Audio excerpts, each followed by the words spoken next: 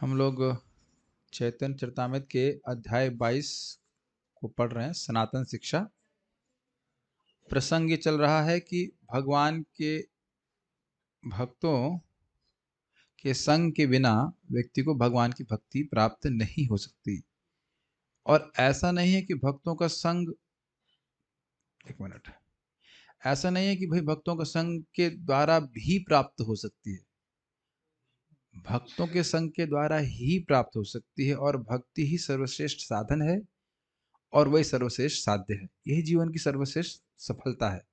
इसलिए साधु संग सर्वशास्त्र कोय, लव मात्र साधु संगे सर्व सिद्धि होय।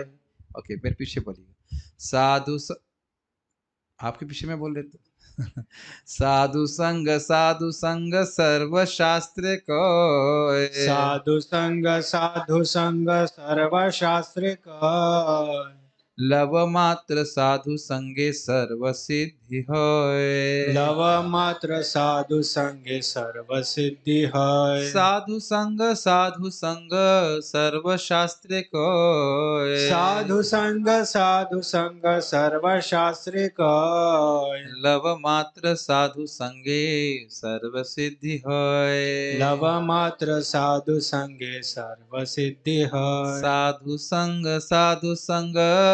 सर्व शास्त्र कोय, साधु संग सर्व शास्त्रिक लव मात्र साधु संगे सर्व सिद्धि होय। लव मात्र साधु संगे सर्व सिद्धि है। साधु संग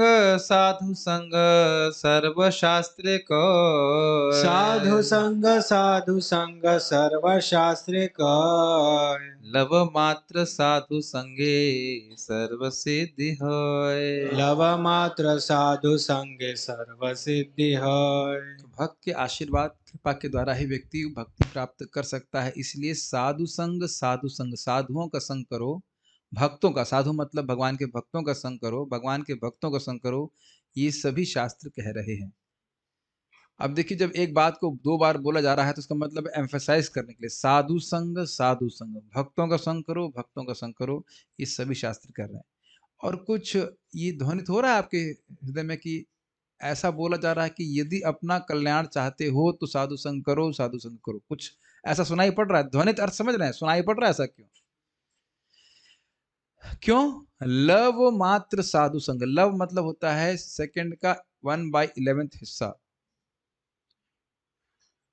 वैसे निमिष नहीं, निमिष और लव का अर्थ ही होता है 1/11 बोलते हैं ना, समथिंग लाइक दैट। मतलब बहुत थोड़े समय के लिए भी व्यक्ति अगर साधुओं का संग करता है तो सर्व सिद्धि हो, हर प्रकार की सिद्धि उसको प्राप्त हो जाएगी। उनको बाहर जाके बोल सकते हैं कि 1 घंटे के लिए खुद खुद कहीं और कर लें।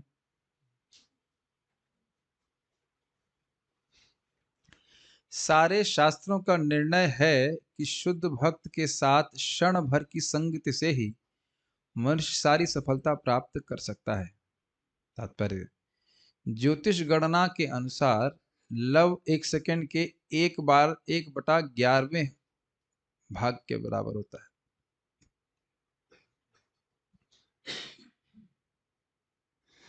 मैं समझता हूं कि बहुत लोग उस पर विश्वास भी नहीं कर रहे होंगे, ये अगर विश्वास तो कर रहे होंगे लेकिन प्रोसेस नहीं कर पा रहे होंगे कि 1/1/11 शुद्ध भक्त का संग प्राप्त हो जाए, उसे सारी सिद्धि हो जाएगी। इसको एक अर्थ में तो हम समझ ही सकते हैं कि इस प्रकार का संग प्राप्त होने से पहली बात तो इस प्रकार का संग ही दुर्लभ होता है, भक्तों का संग ही दुर्लभ होता है। और यह तो समझा जा सकता है कि उसके मुक्ति का मार्ग या उसकी सिद्धि का मार्ग खुल गया उस दिन से। इतना तो समझ में आता है। अब आप कह सकते हैं कि हम बहुत से भक्तों को भक्तों का संग करते हुए देखते हैं, तब होता क्यों नहीं है परिवर्तन? देखिए, इसको भी समझाया गया है कि गीली लकड़ी और सूखी लकड़ी, अगर लकड़ी गीली है तो थोड़ा धुआं उड़ेगा पहले, उसके बाद जलना शुरू होगी। और लकड़ी अगर सूखी है तो तुरंत अग्नि पकड़ लेगी। लेकिन प्रभाव होता ही है। जैसे कि आप देख रहे हैं, नल कुंवर और मणिग्रीव का भी संग नारद जी के संग हुआ, और नारद जी बहुत देर तो वहां पे नहीं रहे, ऐसा स्थान भी नहीं था साधु के लिए। तो स्थान तो अच्छा था, काम गड़बड़ कर रहे थे तो इसलिए वहाँ रुके नहीं। लेकिन जो भी बात नारद जी वहाँ बोले होंगे, मुश्किल से कुछ 1 आध 2 मिनट लगा होगा बोलने में। कुछ बात बोलते हैं कि क्या ये लगे हुए हैं ऐसे गलत कार्य करने में और ये केवल धन के कारण इस प्रकार से मतवाले हो गए हैं। तो उनका धन जो है छीन लेना चाहिए स्वीकार। और देखिए, उनको 36 करोड़ साल में भी शायद ना भगवान का दर्शन होता है, उनको 36,000 साल में भगवान का दर्शन हो गया। तो ज़रूरी नहीं कि तुरंत भगवान की प्राप्ति हो जाए, ऐसा तो बहुत कम ही होता है, लेकिन सिद्धि का मार्ग खुल जाता है, सिद्धि का पथ खुल जाता है। ये ऐसे समझिए कि भगवान से तो जीव उल्टा जा रहा है, भगवान से विपरीत जा रहा है। भक्तों के संग में आने से वो घूम गया, उसे पता भी चलता नहीं कि उसकी उसकी जो ट्रेजेक्टरी वो यू टर्न हो गई। ठीक है, थोड़ा सा अगर इससे पहले हम आगे जाएं, विचार कीजिए कि नल कुबेर और Manigriva were had planned out a nice Gandharva day, है कि नहीं? Usual sense planned chalked out plan for sense gratification. लेकिन कहाँ देखिए नारद जी की कृपा से कहाँ घूम गए, ब्रज में पेड़ बनने का मौका मिला। तो सर्व सिद्धि तो भैया ब्रज का पेड़ बनना ही तो बहुत मुश्किल बात है, वो भी कृष्ण का दर्शन कर रहे थे। और हम टीका में पढ़ा चुके हैं वो चैत्य वृक्ष है, दे आर कॉन्शियस। जैसे आप मान लीजिए ऐसे खड़े हैं, आपका मतलब हम लोग खड़े हैं मान लीजिए पेड़ की तरह, और कृष्ण की लीलाओं को आंखों से देखने के कम सौभाग्य है, इतना आसान समझते हैं इसको। और कृष्ण की सारी बाल लीला जो वहां पे कूद रहे हैं, माता यशोदा को पीछे भाग रही है, वो सब देखने का मौका मिल गया। ये बहुत सुंदर श्लोक है। ये श्लोक भागवत में थोड़ा हल्का सा परिवर्तन करके 2 बार आया है। ये श्लोक जो आपके सामने है, ये जहाँ तक मैं समझ रहा हूँ परीक्षित महाराज ने बोला है, नहीं, नैमिषारण्य के ऋषियों ने बोला है, और उसके बाद शिव जी बोलते हैं आगे जा करके 4थे स्कंद में। तभी हम लोग इस श्लोक को बोलते हैं। मेरे पीछे बोलिए, तुल्यामालवेनापि तुलयामालवेनापि न स्वर्गं न पुनर्भवम् न स्वर्गं न पुनर्भवम् भगवत्संगी संगस्य भगवत्संगी संगस्य मर्त्यानां किमुताशिषः मर्त्यानां किमुताशिषः तुल्यामालवेनापि तुलयामालवेनापि न स्वर्गं न पुनर्भवम् न स्वर्गं न पुनर्भवम् भगवत्संगी संगस्य भगवत्संगी संगस्य मर्त्यानां किमुताशिषः मर्त्यानां किमुताशिषः तुल्यामालवेनापि तुलयामालवेनापि न स्वर्गं न पुनर्भवम् न स्वर्गं न पुनर्भवम् भगवत्संगी संगस्य भगवत्संगी संगस्य मर्त्यानां किमुताशिषः मर्त्यानां किमुताशिषः भगवत भक्त के साथ क्षण भर की संगति के मूल की तुलना जब स्वर्ग प्राप्ति या भौतिक बंधन से मुक्ति से नहीं की जा सकती, तो भौतिक संपत्ति के रूप में सांसारिक वरदान के विषय में क्या कहा जाए, जो उन लोगों के लिए है जिन्हें एक न एक दिन मरना ही है। सुंदर श्लोक है। तुल्यामा लवे नापी, लव, लव की क्या डेफिनेशन अभी सीखी आपने? वन, लव, LOVE नहीं लव, लव सेकंड का 1/11 भाग। तो उतना समय भी भगवत संगी, जो भगवान का संगी है, भगवान में आसक्त है, उसका संगस्य, उसका संग प्राप्त हो, अर्थात श्रवण कीर्तन करने को मिले, तो वह उसकी तुलना स्वर्ग प्राप्ति से नहीं की जा सकती। या क्षमा कीजिएगा, स्वर्ग प्राप्ति की तुलना उस संग से नहीं की जा सकती। यहां तक कि मुक्ति की प्राप्ति की इच्छा, कि मुक्ति भी किसी को प्राप्त हो जाए, तो भी शुद्ध भक्त की संगति के आगे वह कुछ नहीं है। और कितने क्षण की संगति? 1/11। क्योंकि देखिए, स्वर्ग प्राप्ति तो भोग की इच्छा को ही बढ़ाएगी, इसमें तो कोई आप लोगों को समझाने की जरूरत नहीं है, वहां तो कोई भक्ति प्राप्त हो नहीं रही है। और मुक्ति में भी भगवान की भक्ति प्राप्त नहीं होगी। देखिए, आप लोगों को याद है कि नहीं मुझे पता नहीं, लेकिन सुखदेव गोस्वामी की मति भी भागवत में व्यासदेव जी के संग के द्वारा ही हुई। यद्यपि वे जगत में किसी वस्तु में आसक्त नहीं थे, पूरी तरह मुक्तावस्था में थे। आप लोग सुन चुके हैं कि नहीं? पैदा होते ही घर छोड़ के भाग गए थे, लेकिन जब व्यासदेव जी का संग प्राप्त हुआ तब वह भक्ति के प्रति आकृष्ट हुए। अब आप लोग उस पर विरोध कर सकते हैं, नहीं व्यासदेव जी का संग नहीं, उनके शिष्यों का संग प्राप्त हुआ। हाँ, तो एवं परंपरा प्राप्त, वह परंपरा में भागवत का श्लोक कुछ बोले थे तो उसकी वजह से आकृष्ट हो गए थे। कुछ समझ में आ रहा है एक्सक्लूसिविटी ऑफ भक्ति, कि जब तक भक्तों का संग नहीं प्राप्त होगा, चाहे किसी जन्म में कभी ना कभी जरूर प्राप्त होना चाहिए, व्यक्ति भक्ति में आ ही नहीं सकता है। और भक्ति जब तक प्राप्त नहीं है वो संतुष्ट नहीं होगा। देखिए बहुत सुंदर बात है, आज सुबह भी मैं परम पूज्य वृंदावन चंद्र महाराज से थोड़ी सी चर्चा कर रहा था, तो कह रहे थे देखो यदि कोई भौतिक वस्तुओं के लिए अन्य किसी भक्ति के अलावा कुछ भी मांग रहा है भगवान से, भगवान देंगे भी तो वो संतुष्ट नहीं होगा। ये बहुत सुंदर बात है। और यदि वाली बात नहीं, भगवान देते ही हैं, सत्यम दिशति, वो देते हैं, लेकिन सुंदर बात यह है कि वो संतुष्ट नहीं होगा उससे।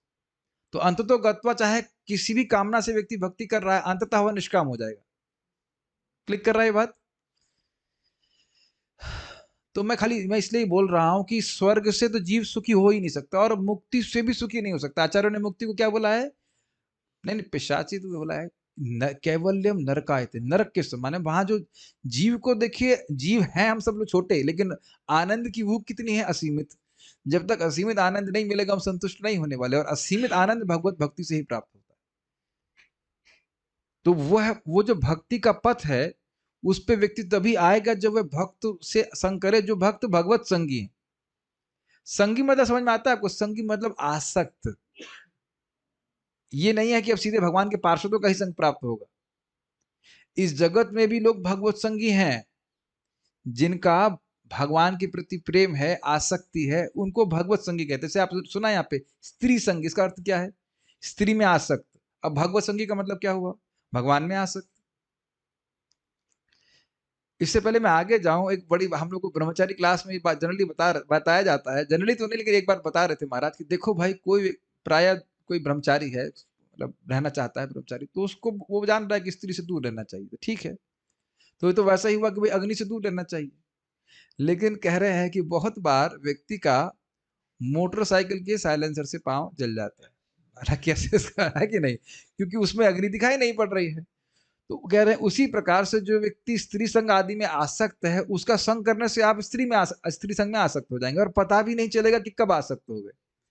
आप समझ रहे हैं ना मैं क्या क्यों बोल रहा हूं? तो अब भगवान से ज्यादा खतरनाक संग, खतरनाक नहीं कहना चाहिए, मतलब in the sense positive sense, भक्तों का संग। क्योंकि भक्त तो मालूम नहीं चल रहा है कि ये तो लग रहा है हमारे जैसे कोई व्यक्ति हैं, थोड़े से मतलब हेयर स्टाइल अलग हो सकता है, थोड़ा ड्रेसिंग स्टाइल अलग हो सकता है, लेकिन ये नहीं पता है कि यह लोग भगवान में आ सकते हैं। भगवान में आ सकते हैं मतलब कथा में आ सकते हैं, जप में आ सकते हैं, भगवान की सेवा में आ सकते हैं। तो ऐसा संग करने से व्यक्ति भगवान के प्रति आसक्त हो रहा है। जब मैं बोल रहा हूं भगवत संगी, तो ये नहीं बोल रहा हूं कि ब्रह्मचारी ही, वो गृहस्थ आश्रम में भी हो सकते हैं और उनको कथा में बहुत अच्छा रुचि होगी और व्यक्ति को पता भी नहीं चलेगा कि संग करने से हमारा जीवन कैसे बर्बाद, मतलब सॉरी, परिवर्तित हो गया। ये कुछ समझ में आ रहा है? ड्रेस का अपेक्षा नहीं है इसमें, भगवत संगी होने में ड्रेस की कोई अपेक्षा नहीं है। भगवान के प्रति कौन कितना आसक्त है, कथा सुनने में आसक्त है, आप देख के तो नहीं बोल सकते। और उनसे बातचीत करते करते करते व्यक्ति देखेंगे पूरी तरह परिवर्तित हो जाते हैं। तो ये भगवत संगी का समझ में आ रहा है आप लोगों को? फिर कह रहे हैं मर्त्या नाम की मुताशिशा, जो मर्त हैं, जो नित्य ही मरने वाले हैं, कभी भी मर सकते हैं, हम सभी लोग की बात हो रही है, तो उनके लिए इस जगत में जो आशीष प्रदान किए जाते हैं उनकी क्या वैल्यू है, जब स्वर्ग की कोई वैल्यू नहीं है। स्वर्ग में इतनी बात पक्की है कि आप 10,000 साल से पहले नहीं मरेंगे, और मुक्ति में भी काफी लंबे समय तक आप वहां पे रह सकते हैं ब्रह्म ज्योति में। लेकिन अगर अपनी बात करें यहाँ पे, तो भले ही हम सुनना नहीं चाहते हैं, लेकिन एक बहुत, भगवान ने हम इंसानों को बहुत सुंदर गुण दिया है, वो हम सब में कॉमन है। चाहे बाकी लोग पढ़े लिखे हों कि नहीं, कोई सुंदर है कि नहीं, कोई कम बुद्धिमान है या नहीं है, लेकिन इतनी बात हम सब में कॉमन है कि हम सब लोग मरने वाले हैं।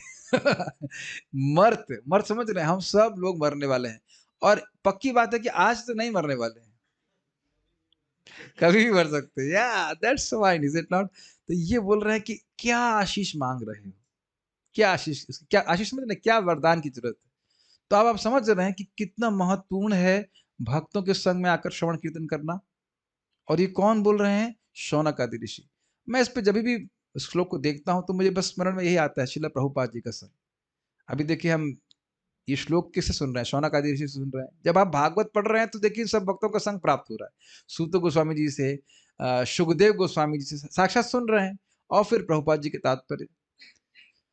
तो इस प्रकार से कुछ क्षण के लिए भी अगर व्यक्ति बैठ करके भगवान के भक्तों का संग करता है, स्पेशली श्रवण कीर्तन के द्वारा, तो उसी दिन से उसकी मुक्ति का मार्ग खुल जाता है। अब इसको बोल रहा हूं तो 2.3.17 में पहले भी पढ़ा चुका हूं, वहीं भी बात याद आ रही, इसको मैं पहले बोल दूंगा, फिर प्रभुपाद जी के तात्पर्य यहाँ पे देखेंगे। इस जगत में आप कुछ भी वस्तु देते हो, एकदम अयोग्य व्यक्ति है, फिर भी वो उतना पैसा आपका अगले जन्म में वापस आएगा। ठीक, अयोग्य ब्राह्मण को देंगे, डबल आएगा, सुरती खाने वाला जो ठीक है। योग्य ब्राह्मण को देंगे, 100 गुना आएगा। और अगर वेद पारग ब्राह्मण, जो वेद को पार कर गया है, पार कर गया मतलब वेदों के कंक्लूजन को समझ लिया, उसको दिया तो अनंत गुना वापस आएगा। ये इक्वेशन समझ में आ गई। तो अब अगर हम किसी को अपना समय दे रहे हैं, क्या हम शब्द उपयोग करते हैं कि नहीं? समय दे रहे हैं, ये एक प्रकार का दान हुआ कि नहीं? तो अगर भैया प्रभुपाद बहुत स्पष्ट बोलते हैं कि भक्तों के संग में बैठकर व्यक्ति श्रवण कीर्तन कर रहा है, तो वह एक क्षण भी अनंत समय के रूप में वापस आएगा। It's a donation which you are giving. और आप विचार करने की जरूरत भी नहीं है। हम अगर ये कहें कि सबको भगवान ने बराबर धन दिया है, इधर वाले नहीं बोलेंगे, तो माताएं आप लोग क्या लगता है, सबको जगत में सबको बराबर धन दिया भगवान ने? मुझे आप लोग से यही उम्मीद थी कि सही उत्तर नहीं दे पाएंगे। फिर से रिपीट कर रहा हूं, चलिए सोचिए, उत्तर गलत है। सभी को भगवान ने एक प्रकार से ही धन दिया है। सोचिए, कुछ विचार कीजिए। अभी इतना बड़ा बोल चुका हूं, समय नहीं सुनाई पड़ा आपको। एक क्षण भी आप करोड़ों रुपए देके नहीं खर्च कर सकते, आप खरीद सकते हो, तो सबको 24 घंटे दिए हैं कि नहीं? आप समझ में आ गया? हाँ, यही बोलना चाह रहे थे आप। तो हम सही हमने सुना नहीं, कोई बात नहीं, लेकिन तो आप ये समझ लीजिए कि समय देना, भगवान के भक्तों के संग बैठ करके श्रवण कीर्तन करना, यही व्यक्ति की मुक्ति का मार्ग खोल देगा। आप लोगों से निवेदन है कि, वैसे मेरे निवेदन को फायदा तो है नहीं, कोई पढ़ेगा नहीं, लेकिन यद्यपि फोन में भी है श्लोक, लेकिन फिर भी होमवर्क देना मेरा कर्तव्य, तो मैं दे देता हूँ। 2.3.17, यद्यपि मैं पढ़ा चुका हूँ उसको, लेकिन फिर भी एक बार आप पढ़िएगा उसको, बहुत अच्छा श्लोक है। तो सबसे बड़ा आशीर्वाद हमारा यही है कि हम भक्तों के संग बैठ करके भगवान के बारे में चर्चा करें, कथा करें और जप करें, इस प्रकार से। अनुवाद। भगवत भक्त के साथ क्षण भर की संगति के मूल की तुलना जब स्वर्ग प्राप्त, ओ सॉरी, क्षमा कीजिएगा, पढ़ लेता, थोड़ा ज्यादा उत्साहित था। तात्पर्य, यह उद्धरण श्रीमद् भागवत 1.18.13 का है। यह श्लोक शौनक ऋषि आदि नैमिषारण्य के मुनियों द्वारा संपन्न वैदिक अनुष्ठानों एवं यज्ञों के संबंध में है। मुनियों ने यह इंगित किया कि क्षण भर से भी कम भक्त की संगति 1000 वैदिक अनुष्ठानों एवं यज्ञों, स्वर्ग प्राप्ति अथवा ब्रह्म में तादात्म्य से बढ़कर है। हाँ, सुंदर। देखिए, आज हम यही भक्तों से चर्चा कर रहे थे कि चैतन्य चरितामृत इतना अनुपम ग्रंथ है, एकदम से ना पिक्चर क्लियर कर देता है कि आपको करना क्या है, साधन क्या है। कहीं आपको कुछ ग्रेजुअल एलिवेशन की जरूरत नहीं कि कर्म योग, ज्ञान योग, उसका एनालिसिस करने में समय भी व्यर्थ नहीं करने दे रहे महाप्रभु। मैं शब्द यही करूंगा, समय व्यर्थ करने की जरूरत नहीं। कर्म योग क्या है, ज्ञान योग क्या है, ये क्या है, अष्टांग योग क्या है, कोई एनालिसिस करने की जरूरत नहीं। भगवान गीता में इस बात उनको बोले हैं क्योंकि कुछ लोगों का इस प्रकार का अधिकार है, लेकिन महाप्रभु सीधे सनातन गोस्वामी जी को भक्ति के बारे में बोल रहे हैं। आपको याद है ना सब बातें? 4 दिशाओं में जाओ में से एक दिशा में जाओगे तो मधुमक्खी आएगी, एक दिशा में जाओ तो सांप खा जाएगा, एक दिशा में जाओगे तो भूत आ जाएगा, और एक दिशा में, पूर्व दिशा में थोड़ा सा खोदोगे, भक्ति करोगे तो भगवान की प्राप्ति हो जाएगी। और इससे पहले आगे जाएं, क्या आप लोग सब लोग जानते हैं ध्रुव महाराज को नारद मुनि का संग कितनी देर के लिए मिला होगा? आप श्लोक गिन लीजिएगा। मैं समझता हूँ कभी हम ट्राई करेंगे कि ये एक अच्छा एक्सपेरिमेंट हो सकता है कि एक शुद्ध भक्त मिले और कितनी देर वो बोले, उसको हम गा देते खटाक से, देखते हैं कि काउंट करें कितने समय के लगा होगा नारद जी को बोलने में। मैक्सिमम 2 मिनट 3 मिनट, और देखिए उसके प्रभाव से भगवान का दर्शन प्राप्त हो गया। तो ये एक बहुत सुंदर बात यहाँ पे आप सीख रहे हैं। और आप ये भी जानते हैं कि ये वैदिक अनुष्ठान आदि से कभी क्या भगवान की प्रीति हो सकती है। फिर आप ला जाइए 10th कैंटो में, जहाँ ब्राह्मण पत्नियां और ब्राह्मण खूब अच्छे से वैदिक अनुष्ठान कर रहे हैं, भगवान विष्णु को प्रसन्न करने के लिए कर रहे हैं, लेकिन जब वही कृष्ण विष्णु मांग रहे हैं उनसे भोजन, तो उधर नहीं जा रहे। और आप लोगों को शायद ध्यान नहीं दिया होगा, जब ब्राह्मण पत्नियां वापस आती हैं तो उनको आश्चर्य होता है कि इतनी आसक्ति भगवान में कैसे हो गई। तो अब कारण जानते हैं कि कृष्ण के बारे में श्रवण कीर्तन किया एक, और दूसरी बात ये कि उसके बाद भी वह ब्राह्मण कृष्ण के पास नहीं जा सके। कारण पता है क्यों? कंस का भय था, लेकिन स्त्रियों को भय नहीं था। लेकिन सामान्यतः स्त्रियों को अधिक भय होता है प्रभु जी के कंपैरिजन में, लेकिन कंस का भी भय नहीं था उनको, कृष्ण के पास तो चलेंगे। तो आप देख सकते हैं श्रवण कीर्तन का प्रभाव। और अपने जीवन में आप देखिए ना, हम बहुत सारी कुछ भक्ति कर रहे हैं, बहुत सारे भक्ति का अंग का कर रहे हैं, और अच्छी बात है, करना भी चाहिए। लेकिन अपने चित्त में देखिए कि चित्त पे एकदम प्रभाव कौन सी भक्ति का पड़ता है। तो आप देखेंगे कि श्रवण का प्रभाव तुरंत पड़ता है। आप लोगों ने कभी अनुभव किया है कि जब हम नाम की महिमा या किसी भी चीज में महिमा सुनते हैं, तो अंदर से कुछ एक इंस्पिरेशन मिलती है इसे करने के लिए, क्योंकि हमें भाई फायदा तुरंत तो दिखाई नहीं पड़ रहा है। इसीलिए इसीलिए श्रवण को सबसे अधिक महत्वपूर्ण दिया गया। तो समझ में आ रहा है ये बात? श्रवण कीर्तन का मौका जब भी मिले भक्तों के संग में हमें करना चाहिए। लगता है प्रभु जी अपनी आप क्लास का प्रचार कर रहे हो। नहीं, मैं अपनी ही क्लास का प्रचार नहीं कर रहा हूँ, जब भी मौका मिले सुनना चाहिए। आपको भक्तों का संग मिले तो सुनना चाहिए।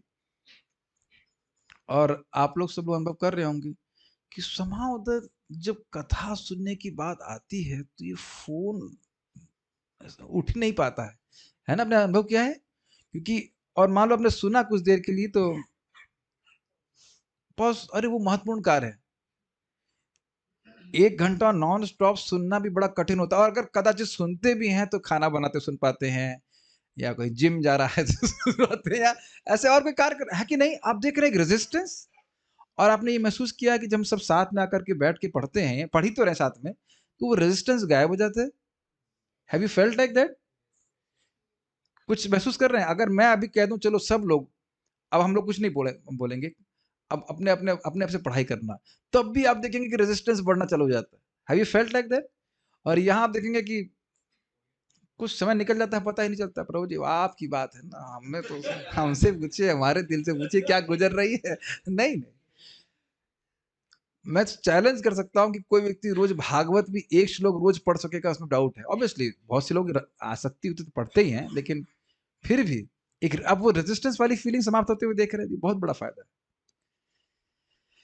चलिए, हम लोग ये सब बात कर रहे थे, इसका मूल बात ये थी कि भगवान चैत्य गुरु, और जो गुरु के रूप में सामने, आध्यात्मिक गुरु के रूप में सामने आते हैं, और उसी के प्रसंग में सारी बातें आ रही हैं कि भक्तों के संग से ही व्यक्ति की धारा भगवान की तरफ मुड़ती है। तो उसी प्रसंग में महापुरुष सब बातें बोल रहे हैं। मैं क्लास में कोई उदाहरण किसी को देख लेता तो आ जाता है, वो व्यक्तिगत कुछ ऐसा नहीं है। आप प्लीज बुरा मत मानिएगा। खाना बनाते हुए, खाना उसको हम लोग करते ही हैं, उसमें कोई हाफ टाइम हाफ लिसनिंग तो चलती है। हम अपनी ही बात कर रहे हैं, उसमें क्या है? खाना तो मैं नहीं बनाता हूँ, लेकिन और कुछ कार्य करते, मतलब एक्सरसाइज कर रहे हैं, तब उस टाइम हम कुछ सुन लेते हैं। ऐसे बैठ करके पढ़ना बहुत कठिन होता है, स्पेशली कलयुग में। अब कृष्ण किस प्रकार से कृपा कर रहे हैं जीवों पे, देखिए। कृष्ण कृपालु अर्जुनेर लक्ष्य करिया, जगतेर रखिया छेन उपदेश दिया। कृष्ण कृपालु हैं, अत्यंत कृपालु हैं। अर्जुन को लक्ष्य किया, अर्जुन को लक्ष्य किया मतलब अर्जुन को लक्षित करके भगवत गीता का उपदेश दिया। जगत तेरे रखिया छेन उपदेश दिया, लेकिन वह उपदेश जगत के लिए था, वह अर्जुन के लिए नहीं था। कृष्ण इस प्रकार से भगवत गीता में गुरु का रोल अदा कर रहे हैं। भगवान से बड़ा गुरु तो कोई है नहीं, ये बात बोल रहे हैं। कृष्ण इतने दयालु हैं कि अर्जुन को लक्षित करते हुए अपने उपदेशों के द्वारा उन्होंने सारे जगत को संरक्षण प्रदान किया। संरक्षण प्रदान किया, ये कैसे हुआ? किस चीज से? ये प्रश्न बन जाएगा कि भगवान ने भगवत गीता का ज्ञान दे करके किस चीज से संरक्षण प्रदान किया? जन्म मृत्यु जरा व्याधि, ओके, ये भी सही उत्तर है। और अज्ञानता, मेन बात है। देखिए, जन्म मृत्यु तो सिम्टम है, मूल है अविद्या। अगर आप प्रभुपाद जी के तात्पर्य पढ़ेंगे तो प्रभुपाद वहां पे शुरुआत में बोलते हैं, इंट्रोडक्शन में, कि हर व्यक्ति अविद्या रूपी बागनी से पकड़ा गया है। ये बलदेव विद्याभूषण जी अपने इंट्रोडक्शन में बोलते हैं, वही प्रभुपाद जी इसको लिए हैं। बड़ा सुंदर है। और बागनी काफी फियर्स होती है, ऐसे नहीं कि अब कहें अरे छोड़ दो ना, अब बहुत हो गया, बहुत नहीं, ऐसे दांत से कस के पकड़ी रहती है। तो अविद्या रूपी बागनी, टाइग्रस, टाइग्रस ऑफ निसेंस प्रभुपाद शब्द यूज करते हैं वहाँ पे। तो अविद्या रूपी बाघनी ने पकड़ा हुआ है, उससे उद्धार होगा। भगवत गीता का प्रवचन सुन के व्यक्ति समझ जाएगा कि मैं कृष्ण का अंश हूँ, मुझे कृष्ण की सेवा करनी चाहिए। हम लोग उसे कई बार सुन चुके हैं, लेकिन जरा मनन कीजिएगा कि हम कितने अंधकार में हैं अभी। और अगर कभी सुने नहीं होते तो कभी हम कुछ करते भी नहीं। How much we are, English में कहेंगे, rooted in our mistaken identity. कुछ समझ में आया मैंने क्या कहा? रूटिंग समझते, मतलब एकदम एब्जॉर्ब है कि मैं यही हूं, जो दिख रहा है यही हूं, एकदम फिक्स्ड हो गया इसमें। भगवत गीता के द्वारा, भगवत गीता ज्ञान के द्वारा, और जो भगवान पथ प्रदर्शन कर रहे हैं कि तुम मेरा स्मरण करो, मेरे भक्त बनो इत्यादि, धीरे धीरे करके अविद्या का रोग समाप्त होता है। ये बहुत बड़ा उपकार है। भगवत गीता सुनते रहते तो समझ नहीं आता, लेकिन ये बहुत बड़ा उपकार भगवान ने किया। बहुत सुंदर श्लोक है, मेरे पीछे बोलिए। सर्वगुह्यतमं भूयः सर्वगुह्यतमं भूयः शृणु मे परमं वचः शृणु मे परमं वचः इष्टोऽसि मे दृढमति इष्टोऽसि मे दृढमिति सॉरी इष्टोऽसि मे दृढमिति इष्टोऽसि मे दृढमिति ततो वक्ष्यामि ते हितम् ततो वक्ष्यामि ते हितम् मन्मना भव मद्भक्तो मन्मना भव मद्भक्तो मद्याजी मां नमस्कुरु मद्याजी मां नमस्कुरु मामेवैष्यसि सत्यं ते मामेवैष्यसि सत्यं ते प्रतिजाने प्रियोऽसि मे प्रतिजाने प्रियोऽसि मे। सर्वगुह्यतमं भूयः, भूया मतलब फिर से। भगवान कृष्ण अर्जुन को कह रहे हैं कि सबसे गुह्यतमम, गुह्य, गुह्यतर और गुह्यतमम। तो गुह्य ज्ञान आत्मा शरीर से, आत्मा को शरीर से अलग देखने का ज्ञान है। गुह्यतर ज्ञान भगवान के संबंध में है, लेकिन गुह्यतम ज्ञान है शुद्ध भक्ति का ज्ञान। तो सर्व गुह्यतमम का अर्थ क्या हो गया? सबसे अधिक गुह्य ज्ञान मैं तुमको दे रहा हूं। फिर से का मतलब नवे अध्याय में पहले बोल चुके हैं, फिर से कहीं भूल ना जाओ। कंडीशन सोल कौन तो भक्त बोल रहा था, प्रभु जी we are condition soul, we have not learn to remember things. वाह, बहुत अच्छा स्टेटमेंट है। कितनी बार बोलिए, तो नया लग रहा है। ठीक है। सर्व गुह्यतमम भूय शृणु में परमम वचः, सुनो सुनो मेरे परम वचन को सुनो। कौन बोल रहा है ये? भगवान कृष्ण। कितना सुंदर वचन है। इष्टोसी में, इष्टोसी का अर्थ है मेरे प्रिय हो, यही है ना? इष्ट मतलब होता है प्रिय ना? इष्टोसी में तुम मुझे बहुत प्रिय हो, इसलिए ततो वक्ष्यामि ते हितम, इसलिए मैं तुमको तुम्हारे हित के लिए कामना करके ये बोल रहा हूं। अब किसको बोल रहे हैं ये? अर्जुन को। लेकिन आपको समझ लेना चाहिए कि अर्जुन को बोल रहे हैं, लेकिन आप सबको स्मरण करके कृष्ण बोल रहे हैं। It may sound very strange, लेकिन हर भक्त जो यहां बैठा है उसको स्मरण करके कृष्ण बोल रहे हैं। नहीं तो हमको परंपरा में भगवद गीता नहीं प्राप्त होती। Will you accept this? मतलब कुछ समझ में आ रहा है मैं क्या बोल रहा हूँ? कृष्ण भले ही 5000 साल पहले बोले हैं, लेकिन उनको पता है कि 5000 साल के बाद हमारे आयुष प्रभु वृंदावन में मेरे राइट साइड में बैठ करके भगवद गीता के श्लोक को सुनेंगे। अब आप इसमें कोई संदेह तो मत कीजिए। भविष्याणी च भूतानी माम तो वेद न कृष्ण, कृष्ण नोज एवरीथिंग। ये मैं बारंबार कहा करता हूं कि we have not come to Krishna consciousness by chance. और ये मैं क्या कह रहा हूं, नथिंग। क्या है? ईशस्य ही वशे लोको योषा दारू मई था।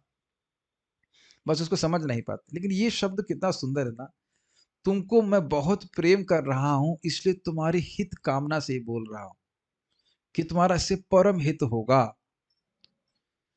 कैसे हित होगा? कोई तपस्या करनी है ना, मन मना, अपने मन को मुझ में लगाओ। भव मद भक्तो, मेरे भक्त बनो। मद याजी, मेरी ही पूजा करो। और माम नमस्कुरु, मुझको ही नमस्कार करो। ऐसे क्या हो जाएगा? माम एवैष्यसि सत्यम ते, आप मेरे पास सत्य सत्य बात है कि आप मेरे पास आ जाओगे। प्रति जानी प्रियोसी में, मैं प्रतिज्ञा कर रहा हूँ। इस पे आचार्यगण बोल रहे हैं कि भगवान तो सत्य बोलते ही हैं, भगवान तो ना कभी झूठ बोलते हैं, तो ऐसा क्यों बोल रहे हैं कि मैं प्रति जाने प्रतिज्ञा कर रहा हूँ? तो आचार्यगण कहते हैं क्योंकि भगवान मनुष्यों को बोल रहे हैं, और मनुष्यों को जब तक ये नहीं बोलोगे अरे हम सत्य बोल रहे हैं, हम लोग शपथ खा रहे हैं, तब तक वो विश्वास नहीं करेंगे। तो इसलिए भगवान मनुष्यों की रीति से बोल रहे हैं, मनुष्यों की शैली से बोल रहे हैं, नहीं तो भगवान को प्रतिज्ञा करने की जरूरत थोड़ी ना है। क्यों? प्रियोसी में। तो कई बार हम भक्तों के हृदय में ये संदेह आ सकता है, भाई हम तो कोई विशेष तपस्या नहीं कर रहे हैं, बस सुबह उठ जाते हैं, कम तपस्या है क्या? नहीं, कुछ खास तो नहीं, पत्ते तो नहीं चबाने पड़ रहे हैं, और हम लोग क्या ठंडे पानी में डूब के डुबकी तो नहीं मार रहे हैं, कोई विशेष तपस्या तो नहीं कर रहे हैं। क्या भगवान की प्राप्ति होगी? शायद एक भक्त के मन में आ सकता है संदेह की, और चलो अन्यों की होगी, ब्रह्मचारियों को हो जाएगी, हो सकता है। मी मतलब आप लोग की बात करूँ, आप लोग सोच सकते हैं मैं तो ब्रह्मचारी हूँ, तो मुझे क्यों नहीं होगी? हम लोग के मन में अहंकार आ सकता है कि हम तो ब्रह्मचारी हैं, ये वो है, वो प्लांट का ना। एक्चुअली सब तो एक्सटर्नल है, ड्रेस से थोड़ा भगवान आते हैं। आइडिया इज दैट कि आप सोच सकते हो मैं तो कलयुग का बोनाफाइड कैंडिडेट हूँ, I am Kalyugite is it not? मुझे कैसे भगवान प्राप्त होंगे? तो एक बात पहले समझ लीजिए कि अगर सही साधन का उपयोग करते हैं तो साध्य प्राप्त हो जाता है। पहले इसको समझ लीजिए, फिर समझ में आएगा कि हमको तपस्या विशेष करने की जरूरत नहीं। जैसे कि अगर मान लीजिए गेहूं उगाना है, और साइंटिस्ट कहे कि मैं इस टाइल के फ्लोर पर गेहूं उगाऊंगा, तो वो मर जाएगा, लेकिन उसकी गेहूं नहीं उगेगा, एक बूंद गेहूं नहीं, एक बूंद नहीं, सॉरी, एक दाना गेहूं का नहीं उगेगा। लेकिन खेत में अनपढ़ जो किसान है, वह टनों टन गेहूं उगा देगा। क्यों? सही साधन का आश्रय ले रहा है। तो जो भगवान साधन बता रहे हैं, बस हमेशा कान खोल के सुन लीजिए, वह अमोघ होता है। तो भगवान ने 4 चीज कही है करने के लिए, उनका स्मरण करो, उनके भक्त बनो, उनकी पूजा करो, और उनको नमस्कार करो, और निश्चित भगवान की प्राप्ति होगी। आप लोग शायद सुन सुन के बोर हो गए होंगे श्लोक, कि हाँ पता है तो है हमको, तो पहली वाली लाइन तो आपको जरूर पता है, कभी दूसरी लाइन में मनन किए, इसका मतलब क्या है?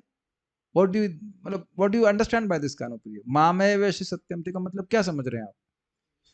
आप भगवान के पास हमेशा हमेशा के लिए पहुंच जाओगे। कभी सोचा है आप लोगों ने? ये श्लोक तो आपने कई बार सुन लिया होगा, लेकिन जरा सेकंड लाइन पे ध्यान दीजिएगा कि लाभ कितना बड़ा है, कि आप भगवान के पास पहुंच जाएंगे और कभी इस जगत में वापस नहीं आएंगे। तो ये बहुत सुंदर बात है, ये एक रहस्य है जो भगवान ने अर्जुन के द्वारा पूरे जगत के लिए प्रकाशित किया। And this is the guiding light of all devotees who want to go back to God. Keep your mind fixed on this. एकदम मन फिक्स कर दीजिए कि हमको इसको पालन करना है। मन भाग रहा है कहीं और, फिर कृष्ण में लगाना है। मन भाग रहा है कहीं, फिर कृष्ण में लगाना है। श्रवण कीर्तन इत्यादि इत्यादि। और आप जानते हैं मन वहीं भागता है जहां पे देखा है और सुना है, यही जगह मन जाता है, तो कहीं जाता नहीं। बहुत अच्छा श्लोक है।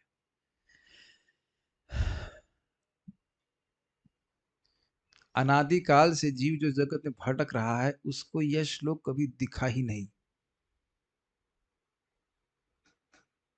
और कभी दिखा भी तो लोगों ने उसे ढक दिया। नहीं, कृष्ण की शरण में नहीं जाना है। यहाँ मन माना मतलब मुझ में मन लगाओ, मतलब अपने का स्मरण करो। अब और बंठादार करते हैं कि नहीं ऐसे लोग? मन बना, मुझ में मन लगाओ, मुझ में मतलब अपने में मन लगाओ।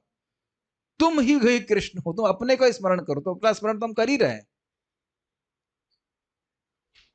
इस प्रकार का एक्सप्लेनेशन भी लोगों को प्राप्त हो जाता है। तो सही सही परंपरा का एक्सप्लेनेशन अगर प्राप्त हो जाए, तो उसी दिन से मुक्ति का मार्ग खुल गया। बहुत अच्छा ये श्लोक है। क्योंकि तुम मेरे अत्यंत प्रिय मित्र हो, इसलिए मैं तुम्हें मेरे सर्वोत्कृष्ट उपदेश के रूप में ज्ञान के सर्वाधिक गुह्य अंश को बतला रहा हूं। इसे मुझसे सुनो, क्योंकि यह तुम्हारे लाभ के लिए है। सदैव मेरा चिंतन करो और मेरे भक्त बनो, मेरी पूजा करो और मुझे ही नमस्कार करो। इस तरह तुम निश्चित रूप से मेरे पास आओगे। मैं तुम्हें यह वचन देता हूं क्योंकि तुम मेरे प्रिय मित्र हो। ये दोनों श्लोक भगवत गीता से हैं, उद्धृत हैं। तब ये क्यों रखे गए आपको पता है? अभी बोला गया ना महाप्रभु ने कि भगवान कृष्ण कृपालु हैं और अर्जुन को लक्ष्य करके सारे जगत का हित कर रहे हैं। तो ये एक उदाहरण दे रहे हैं कि देखो भगवान ने सबसे उत्कृष्ट उपदेश अर्जुन को दिया, लेकिन उसके द्वारा अन्य सभी जीवों को दिया जिससे वो अपना कल्याण कर सके। ये समझ में आ गया महाप्रभु ये क्यों कोट कर रहे हैं? पूर्व आज्ञा वेद धर्म कर्म योग ज्ञान सब साधि शेष एई आज्ञा बलवान। एक प्रश्न हो सकता है कि भगवत गीता में तो भगवान ने पहले कर्मयोग के बारे में बोला है, ज्ञान योग के बारे में बोला है, सुधर्म आचरण के बारे में इत्यादि इत्यादि बोला है। तो कह रहे हाँ, भगवान ने व्यक्ति के अधिकार के अनुसार ये सब बातें बोली। पूर्व आज्ञा, पहले भगवान ने बोला कि हाँ, वेद का धर्म यानी कि वर्णाश्रम धर्म करना चाहिए, कर्मयोग करना चाहिए, अष्टांग योग, ज्ञान योग सब करना चाहिए। लेकिन सब साधी, साधी को प्रपात अनुवाद किए हैं इन सभी प्रक्रियाओं का वर्णन करने के, इन सबको करने के बाद शेष अंत में यही आज्ञा बलवान, ये आज्ञा बलवान है। क्या आज्ञा बलवान है? मन मना भव मद भक्तो मदयाजी माम नमस्कुरु। बाकी सभी चीजों को जीवन में करने का प्रयोजन ये है कि इस श्लोक को अपने जीवन में हम फिक्स कर सकें। ठीक है, इसी से कल्याण होना है। यद्यपि कृष्ण पहले ही वैदिक अनुष्ठान करने, वेदों में वर्णित सकाम कर्म करने, योगाभ्यास करने तथा ज्ञान का अनुशीलन करने की क्षमता बतला चुके थे, किंतु ये अंतिम उपदेश अत्यंत बलवान है और अन्य सबसे ऊपर है।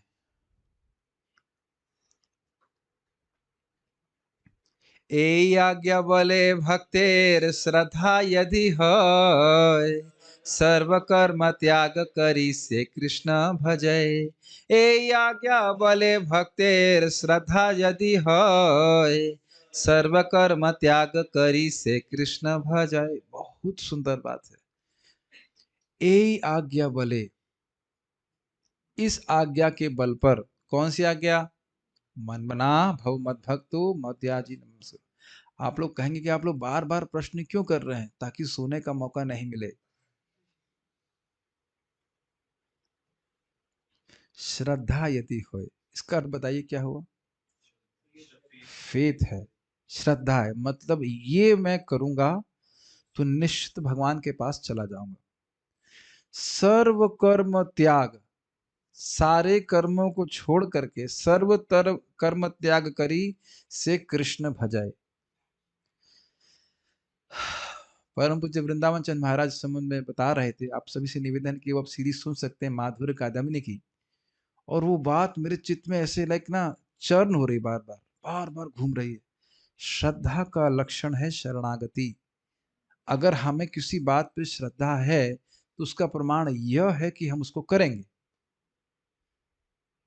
और आप देखिए कि बद्ध जीव होने के नाते हमारी कितनी दृढ़ श्रद्धा है कि भौतिक भोग करके हम सुखी हो जाएंगे।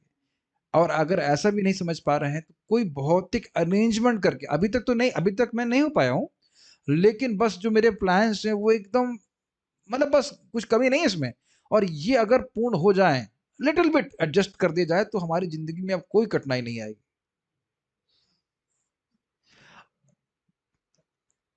आप बुरा ना मानिएगा, लेकिन अपने हृदय में आप सेटिंग लेके चल रहे हैं ना कि हाँ, मतलब भले ही अन्य लोग इस अरेंजमेंट से संतुष्ट नहीं हुए हैं, उनके जीवन में कोई परेशानी नहीं आई है, लेकिन मतलब यू डोंट नो प्रभु जी, you are not mature enough. आप मैच्योर नहीं है। हमारे जीवन अलग है कुछ कुछ अलग रहा है।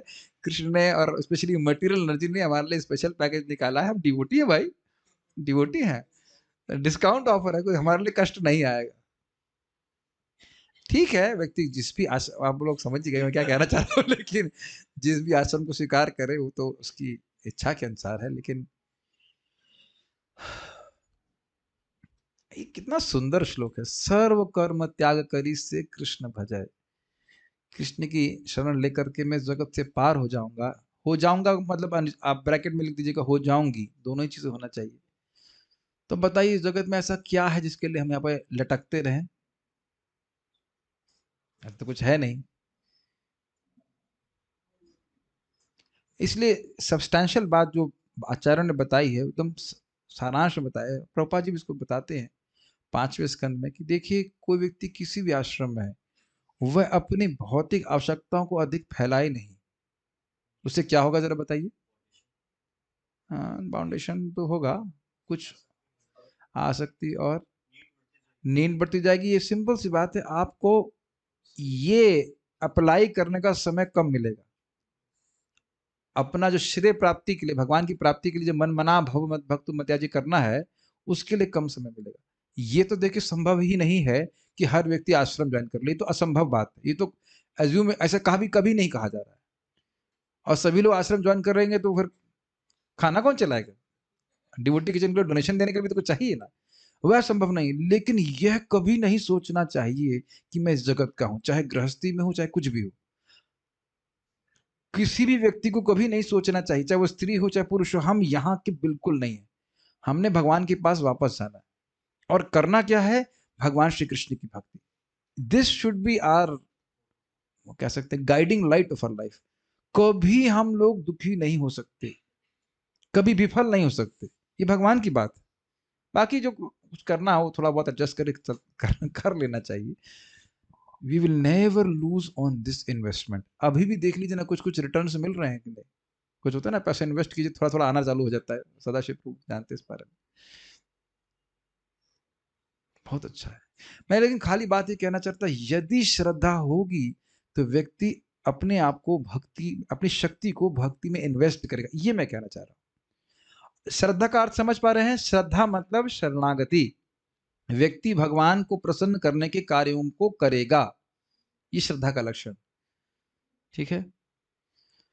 कभी कभी नए भक्त होता है, उससे पूछो कि श्रद्धा, हाँ प्रभु जी हमारी बड़ी श्रद्धा है, कुछ दिन बाद कुछ और कार्य कर रहा होता है, भक्ति नहीं कर रहा होता है। उसका मूल समझ रहे हैं? श्रवण का भाव। जहां श्रवण का भाव होगा, श्रद्धा डाउन होने लगेगी, तो उसकी ये भावना कि मुझे भगवान का भजन करना है, वो भी डाउन होने लगता है। अनुवाद, यदि भक्त को इस आदेश की शक्ति में श्रद्धा है तो वह अपने सारे कार्यकलापों को त्याग कर भगवान कृष्ण की पूजा करता है। अब सारे कार्यकलापों का अर्थ समझ रहे हैं? ऐसा नहीं कि व्यक्ति को अपना शरीर चलाने के लिए कुछ नहीं करना पड़ेगा, ऐसा आदेश नहीं दिया जा रहा है। लेकिन शरीर किस लिए चला रहे हैं यह नहीं भूल रहा है। किस लिए करना, चलाना है शरीर, बताइए? भोग करने के लिए। तो बहुत इजी था प्रभु जी भक्ति करने के लिए। ठीक है। और आपने महसूस किया, ये भी महसूस किया होगा कि ये जब हम लोग श्रवण कीर्तन कर रहे होते हैं तब तो उत्साह बढ़ जाता है, फिर जैसे दरवाजे के बाहर निकलते हैं फिर मटेरियल एनर्जी पकड़ लेती है, तो कोई बात नहीं, फिर कथा में आइए, फिर थोड़ा बढ़ेगा, फिर बाहर जाएंगे, अरे नहीं कुछ और काम कर रहा है।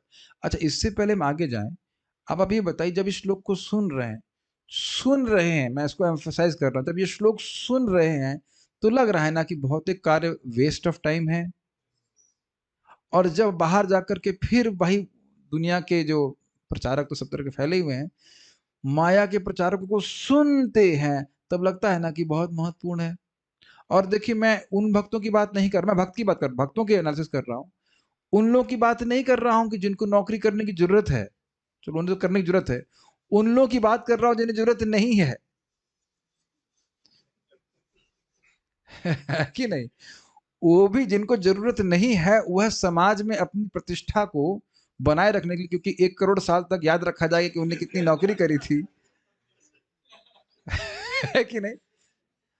2 महीने बाद हमारी शक्ल भी कोई नहीं याद रखेगा कि दिखाई कैसे पड़ते थे।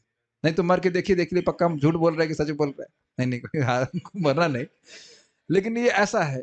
और आप देख रहे हैं कि श्रवण के प्रभाव के कारण कितना प्रेशर महसूस करते हैं लोग। मैं लोगों से काउंसलिंग लेते हैं, बात करते हैं, तो बिल्कुल लगता है कि कोई मेहनत करने की जरूरत नहीं है, भगवान की भक्ति कर सकते हैं, लेकिन श्रवण के अभाव में ऐसी श्रद्धा का निर्माण चित्त में नहीं होता है। जो आप यहाँ पे पढ़ रहे हैं ना, वो एकदम आंखों से दिखता है कि किस प्रकार से लोग व्यर्थ में मेहनत कर रहे हैं। यानी हो, अब कोई तो प्रश्न करेगा, भाई श्रद्धा यदि होए मतलब क्या मतलब हुआ? मतलब सबकी श्रद्धा नहीं होती है।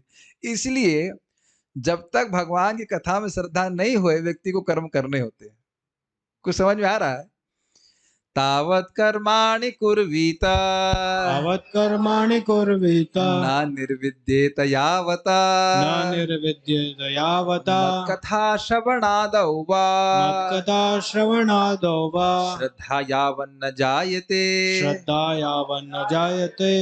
एक प्रश्न सभी के मन में आएगा कि भाई जब हम आत्मा है तो इतने सारे धर्म क्यों बताए हैं? भाई तुम स्त्री हो, तुम्हारा ये धर्म है, तुम पति हो, तुम्हारा ये धर्म है, तुम वैश्य हो, तुम ब्राह्मण हो, ये सब क्यों बताया गया? तो देखिए क्या लिखा है, भगवान के शब्द हैं। तावत कर्माणि कुर्वीत, तब तक इन कर्मों को करो, न निर्विद्येत यावत, जब तक आप निर्विद्य ना हो जाए, निर्विद्य बोर ना हो जाओ। भाई हो गया। अन्यथा अगर किसी को बोला जाएगा ये मत करो तो नहीं मानने वाला है। तो मानने वाला नहीं है, लेकिन जो करके बोर हो जाएगा तब तक उसे करना चाहिए। फिर कहते हैं मत कथा श्रवणादौ वा, या फिर मेरी कथा श्रवण करने लग जाए और उसको कथा में आसक्ति होने लग जाए, श्रद्धा यावन न जाए, जब तक उसको भगवान की कथा में श्रद्धा नहीं होती। अब बताइए, फिर श्रद्धा की बात को अप्लाई कीजिए यहाँ पे। भगवान की कथा में श्रद्धा का अर्थ क्या है बताइए? रुचि। और रुचि का मतलब समझ रहे हैं, जब किसी चीज में रुचि होती है तो हम क्या करते हैं? उसको कभी नहीं करते हैं, उसको बारंबार करने की इच्छा होती, नहीं कथा सुनना है। तो आप देखिए एकदम स्पष्ट लिखा है, मत कथा श्रवणादौ।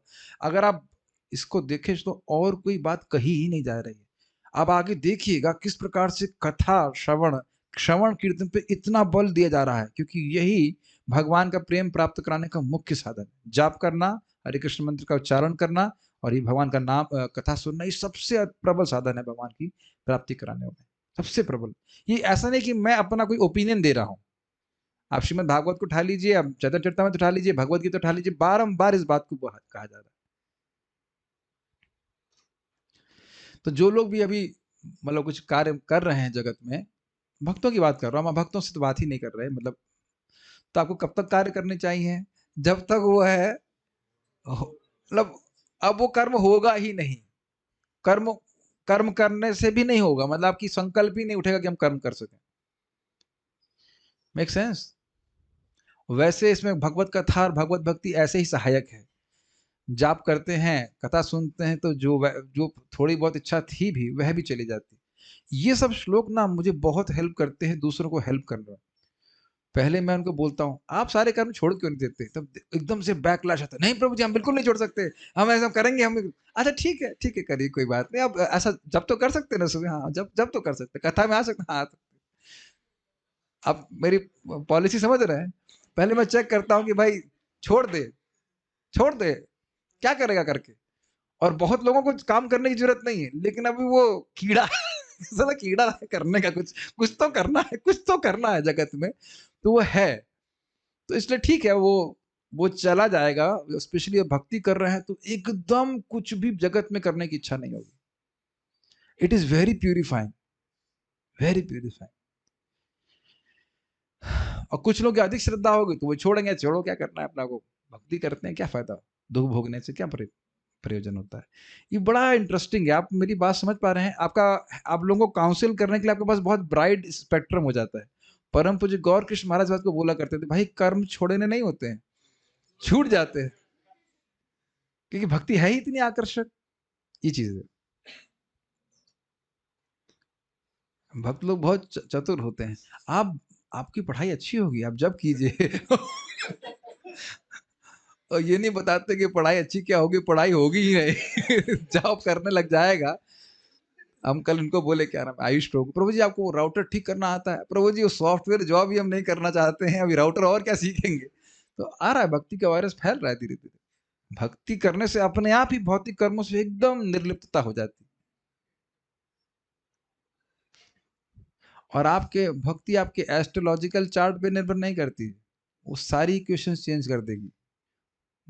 मेरा मन कर रहा है बोलने का, तो बोल देते हैं। हो सकता है आपके एस्ट्रोलॉजिकल चार्ट में लिखा हो बहुत सुंदर पति मिलेगा या पत्नी मिलेगी, बहुत सुंदर बच्चे होंगे, ये होंगे, और हो सकता है आप सन्यास की तरफ आपका मन बन जाए।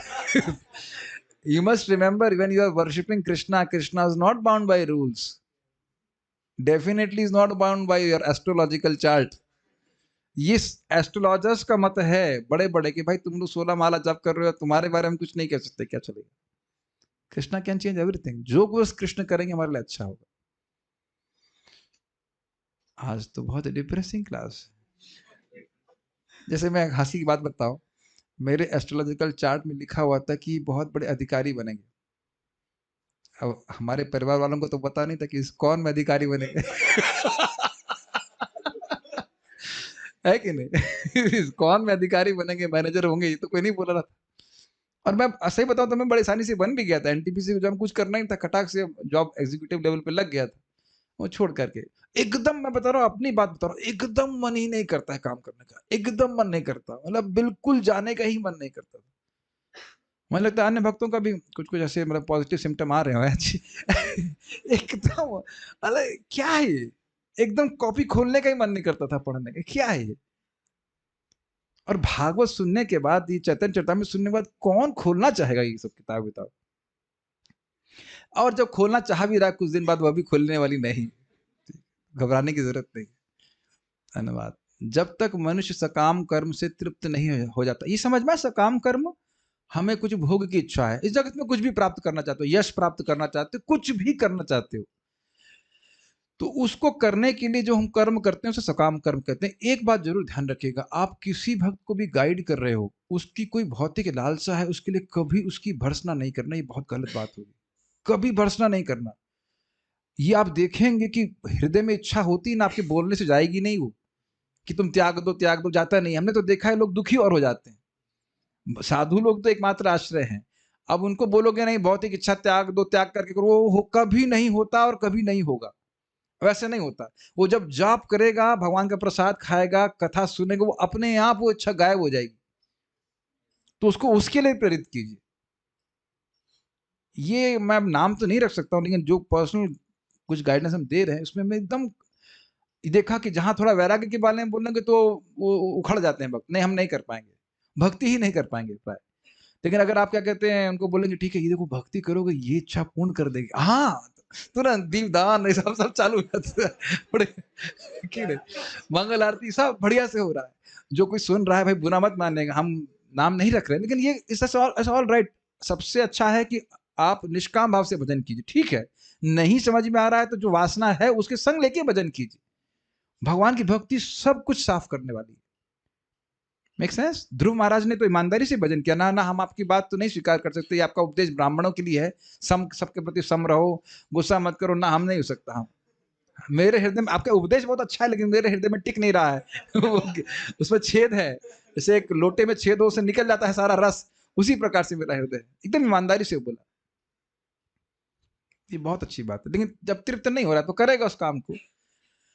और श्रवणम कीर्तनम विष्णु द्वारा भक्ति के प्रति रुचि जागृत नहीं कर लेता, तब तक उसे वेदोक्त विधानों के अनुसार कर्म करना पड़ता है। यह उदाहरण श्रीमद् भागवत से है। तो आप दूसरी तरह से समझिए इसको, अगर भक्ति में रुचि हो गई है तो वेद कर्म करने की कोई जरूरत नहीं है कि ये अनुष्ठान करो, ये पूजा करो, ये कोई जरूरत नहीं है। अगर ये विश्वास हो गया है कि भाई हमारे कृष्ण मंत्र जप करेंगे, भगवान की भागवत सुनेंगे, प्रसाद खाएंगे, भक्ति करके ही मेरा जीवन सफल हो जाएगा, तब ऐसे व्यक्ति को वेद कुछ नहीं कह रहा है। पूरा श्लोक तो याद नहीं आ रहा है, लेकिन ऐसे कुछ कुछ याद है। रात्रि दिन नाम जप, कैसे था, बहुत सुंदर श्लोक था। रात्रि दिन, हाँ, रात्रि दिन नाम लैया खाई ते सुई ते, तार महिमा वेद न कहे पारी ते। जो रात और दिन किसी भी तरह से भगवान का नाम उच्चारण कर रहा है, उस व्यक्ति की महिमा वेद नहीं कह सकता है। और उसमें टीका में बताया गया है कि उसके लिए अब वेद को कुछ कहने के लिए तुमको क्या कहें, तुम जब कर रहे हो, अब आप जब कर रहे हैं, भगवान को प्रणाम कर रहे हैं, तो अब क्या कहें आपको वेद, वेद क्या कहें कि तुम क्या करो। जो वेदों का सार है भक्ति, वो तुम कर रहे हो, अब क्या कहें बताइए। ठीक है, तो कुछ कहेंगे भक्त, तो आप हमको क्यों डांटते हैं, हम तो सोते, अगर मान लीजिए हम सोते हुए भी जब कर रहे हैं तो क्यों डांटते हैं, हमें भी कुछ तपस्या कर रही है कि नहीं। लेकिन आप भक्ति, ये कुछ समझ में आ रहा है, जब तक व्यक्ति भक्ति को ग्रहण नहीं कर रहा है तब तक वो वेद के कार्य कर्मों को करे, उसका हृदय शुद्ध होता है। लेकिन ये ध्यान दीजिएगा कि वेद कर्म करने से भक्ति नहीं मिलती है। वेद कर्म करने से उसका हृदय शुद्ध हो रहा है क्रमशः, और धार्मिक जीवन जी रहा है, भक्तों का संग करेगा तो वो एक्सेप्ट कर लेगा, ये बात बोल रहा है। आप इसको पढ़िएगा, चतुर्विधा जननाम पुण्य कर्मणाम ते द्वंद्व, ये शब्द है नहीं, यही है शायद जहां तक आप इसमें प्रपात बताते हैं। जनाह सुकृत अर्जुना, 4 प्रकार के सुकृतिवान लोग भगवान के पास आते हैं। हाँ, तो उसी में वो वर्णाश्रम की बात हो रही है कि जो पायस होते हैं, अगर उनको भक्तों का संग प्राप्त हो जाता है तो भक्ति में आ जाते हैं जल्दी से। ठीक है, कुछ बातें मैं बोल रहा हूँ जिसका कुछ अर्थ गलत भी हो सकता है। ये नहीं कह रहा हूँ कि जो पायस होगा वही भगवान की भक्ति स्वीकार करेगा, संभावना अधिक है। लेकिन ये मैंने नहीं कहा कि जो व्यक्ति पुण्यात्मा है वही भक्ति स्वीकार करेगा, क्योंकि भक्त का संकल्प से महापापी व्यक्ति भी भक्ति स्वीकार कर सकता है, जैसे कि मृगारी, नारद जी का संकल्प। भक्ति अपने आप में इंडिपेंडेंट है। ये नहीं आप कह सकते हैं कि पापी व्यक्ति है तो अब भक्त की इच्छा हो जाएगी तो वह पापों से मुक्त नहीं होगा। Does it make sense? लेकिन जनरली जो पुण्यात्मा होते हैं वो भगवान की तरफ आ जाते हैं। एक श्लोक और ले लेते हैं।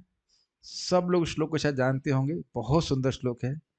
श्रद्धा शब्दे विश्वास कहे, सुदृढ़ निश्चय, कृष्ण भक्ति कैला सर्व कर्म कृत होय। श्रद्धा शब्द का अर्थ विश्वास कहा जाता है। विश्वास मतलब सुदृढ़ निश्चय, एकदम दृढ़ निश्चय। क्या निश्चय? कृष्ण भक्ति कैला सर्व कर्म कृत हुए। मैं कृष्ण भक्ति कर रहा हूं, उससे मैंने सारे कर्म कर लिए। अब जरा छोटा सा उदाहरण लीजिए, एक कृष्ण नाम अगर वो कह रहा है कि करोड़ों करोड़ों अश्वमेध यज्ञ के बराबर है, तो उसको क्या पुरस्कार मिलता है? दंडे तार यम, उसकी पिटाई यमराज जी करते हैं। क्या? अगर कोई कह रहा है कि एक कृष्ण नाम के बराबर 1 करोड़ अश्वमेध यज्ञ हैं, तो उसकी पिटाई करते हैं यमराज जी। भगवान के एक नाम में असीमित शक्ति। तो बताइए, अगर श्रद्धा होगी तब भी आप होम इत्यादि करेंगे। अच्छा, अब इसमें भी सटल पॉइंट है। अब मान लो घर वाले होम करेंगे, तब आप क्या करें? अश्रद्धा से खड़े हो जाइए वहां पे। झगड़ा मत कीजिए। आपको श्रद्धा नहीं है तो आपको प्रभाव नहीं पड़ेगा। आप नहीं सोच रहे हो कि मैं ये होम करूंगा, यज्ञ करूंगा तो मेरी भक्ति बढ़ जाएगी या मैं आध्यात्मिक रूप से प्रगति करूंगा। Does it make sense? कुछ क्लिक कर रहा है? श्रद्धा का मतलब है, भक्ति में श्रद्धा का मतलब है कि मैं भक्ति कर रहा हूँ, भागवत पढ़ रहा हूँ, जप कर रहा हूँ, भगवान का प्रसाद ग्रहण कर रहा हूँ, मुझे अपने परफेक्शन के लिए अब और किसी साधन की जरूरत नहीं है। हवाई जहाज में बैठे हैं, सोचेंगे साइकिल, हो सकता हो हवाई जहाज ना पहुंच पाए, या लग रहा है कि हवाई जहाज बहुत स्लो चल रहा है, मेरी बाइक कहाँ है। और जो लोग भी हवाई जहाज में बैठे हैं, सबको अनुभव हुआ कि ऐसा लगता है हवाई जहाज तो हिल भी नहीं रहा है। बैठे हैं आप लोग उसमें, ऐसे कर आवाज कर रहा है और चल भी नहीं रहा है। कोई बेवकूफ होगा तो कहेगा पैसा वापस कर, कुछ नहीं हो रहा है, अभी मैं कूदता हूँ, ऐसा कुछ कह सकता है। और बड़ा बोरिंग लगता है। आप सब लोग को अनुभव है ना कि ऐसे जब हम तक हवाई जहाज में बैठे नहीं होते तो लगता है कि बहुत मतलब बड़ा अच्छा लगेगा, लेकिन एकदम लगता है कि चल नहीं रहा, लेकिन स्पीड बहुत तेजी से होती है। उसी प्रकार से आप कर रहे हैं। हरे कृष्णा बोलिए एक बार, और एकदम बोरिंग तरह से बोलिए हरे कृष्णा।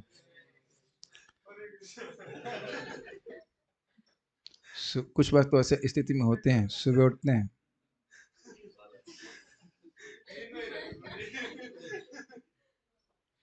और जैसे ही माला हाथ में डाली, पहली चीज जो दर्शन करना चाहते हैं वो घड़ी का। हरे कृष्णा कृष्ण कृष्ण हरे हरे, हरे राम राम राम, हरे कृष्ण कृष्ण कृष्ण हरे हरे। और कोई भी उत्साह ना हो तो भी आप जानते हैं कि एक जीव से, क्या है वो, जिह्वा स्पर्श आचरण डाले सबक उद्धार है। इतना शक्तिशाली नाम है। तो अब बताइए कि हरे कृष्ण मंत्र को छोड़ के कुछ और कर रहा है तो इसका मतलब उसकी श्रद्धा नहीं है। और मैं बारंबार बोल रहा हूं कि गंभीरता से नाम क्यों करना चाहिए। जितना ये नाम हमारे हृदय को शुद्ध करेगा, उतना ये श्रद्धा पुष्ट हो जाएगी कि नहीं, यही करना है, यही करना है, यही सिद्धि देगा, यही सिद्धि देगा, यही सिद्धि देगा। दिस इज वेरी, और इसके लिए चैतन्य चरितामृत, भागवत और हरि नाम, ये तो बहुत पोषण करने वाली चीज है। हरि कृष्ण मंत्र को गंभीरता से करें और श्रीमद् भागवत का श्रवण करें, इतना ज्यादा पोषित करता है कि यही करना है। आप लोग अनुभव भी करते होंगे, अगर भागवत को नियमित रूप से श्रवण करें, यही करना है, यही करना है, यही करना है, पूरा दिन आप अपना इसमें अलाइन कर सकते हैं, पूरा जीवन अलाइन करते हैं कि नहीं यही करना है, यही करना है। अब बाकी करके क्या मिलना है। मैं इससे पहले आगे जाऊं, थोड़ा इस बात पे ध्यान दीजिए। श्रद्धा भक्ति में हो रही है तो भौतिक एंडेवर्स में श्रद्धा कम हो जाएगी, और उधर श्रद्धा बढ़ रही है तो भक्ति में कम हो जाएगी। मैं जो बातें बोल रहा हूं, क्या अपने जीवन में आप लोग अनुभव कर पा रहे हैं, है कि नहीं? मैं एक भक्त से शेयर कर रहा था कि जब भी हम बाहर निकलते हैं, समाज में बाहर निकले, तो अनुभव होता है ना कि हमारी क्या वक़्त है इस जगत में। और आप देखिए हमारे सारे भौतिक प्रयास इसीलिए होते हैं ना कि जगत में हम कुछ महत्वपूर्ण बन जाएं। क्या सभी को दिखाई पड़ रहा है? जो भक्ति करेगा और ठीक से वो समझ में आएगा इसमें क्या वैल्यू इस जगत में, बताइए। क्या महान बन जाएंगे हम। तो इस प्रकार से फिर से भाई बात आ रही है कि श्रद्धा का अर्थ है भगवान श्री कृष्ण की भक्ति करके ही मुझे सर्व सिद्धि प्राप्त हो जाएगी। इस परम सिद्धि पर, यह सर्वश्रेष्ठ साधन है और यही मेरे जीवन का साधन है। तो इसलिए अपनी एनर्जी को भगवान की भक्ति में लगाएगा। सारे कर्म कर लिए। अनुवाद पढ़ते हैं फिर उसका रुकेंगे। मैं ये पहले ही बोल देता हूं ताकि लोग खुश हो जाए। I have to please the Vaishnavas by my body, mind and words. Krishna की दिव्य प्रेम भक्ति करने पर मनुष्य स्वतः सारे गौण कर्म संपन्न कर लेता है। समझ में आए? सारे वेद अनुष्ठान जो कुछ है वो सब आप सुन ही चुके हैं, हो बता वाला श्लोक। ऐसा सुदृढ़ निश्चय श्रद्धा कहलाता है। ऐसी श्रद्धा भक्तिमय सेवा को संपन्न करने के लिए अनुकूल सिद्ध होती है। और आपने एक बात अनुभव करी है कभी कि जब वस्तु, चाहे फॉर एग्जाम्पल कोई दवा कितनी भी शक्तिशाली हो, यदि हमें श्रद्धा नहीं होती तो हम लेते नहीं उसको। Have you experience that? और ऐसा भी हो सकता है कि अन्यों के द्वारा वो अनुभूत योग है, वो अपने पे एकदम अनुभव कर चुके हैं कि ये बिल्कुल काम करती है, फिर भी हम काफी समय बिता देते हैं यही सोचते हुए कि रिव्यूज ठीक है कि नहीं है। कुछ समझ रहे हैं मैं उदाहरण क्यों दे रहा हूं? अब कौन ऐसा व्यक्ति है जो जाप करा हो और भगवान की प्राप्ति ना किया हो? शास्त्र में अजामिल अपी बार बार बोल रहे हैं, अजामिल अपी। अजामिल जैसा व्यक्ति भी भगवान के पास चला गया, तो अब हम कोई भी व्यक्ति तो उसके नीचे ही कहीं होगा ना। ऐसे बता रहे थे, यदि हम सबसे अधिक पतित होना चाहें तो उसके लिए भी क्षमा चाहेंगे। वो स्लॉट जगाई मधाई ले चुके हैं, तो आप वो नहीं हो सकते हैं। परमहंस हम है नहीं, तो सैंडविच थ्योरम के अनुसार ठीक है, परमहंसों का उद्धार हो रहा है और जगाई मधाई का उद्धार महाप्रभु की कृपा से हो रहा है, तो हम भी कहीं बह करके ऊपर पहुंच ही जाएंगे भगवान की कृपा से। जगाई मधाई तो है नहीं ना कोई।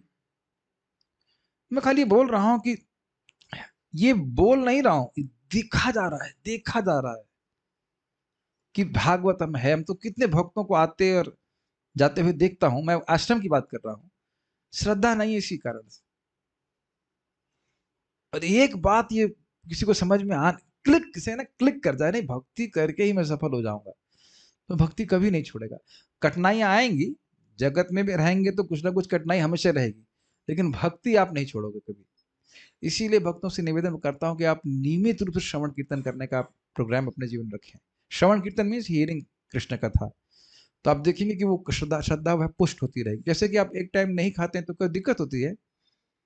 कोई दिक्कत नहीं होती ना एक टाइम नहीं खाने से।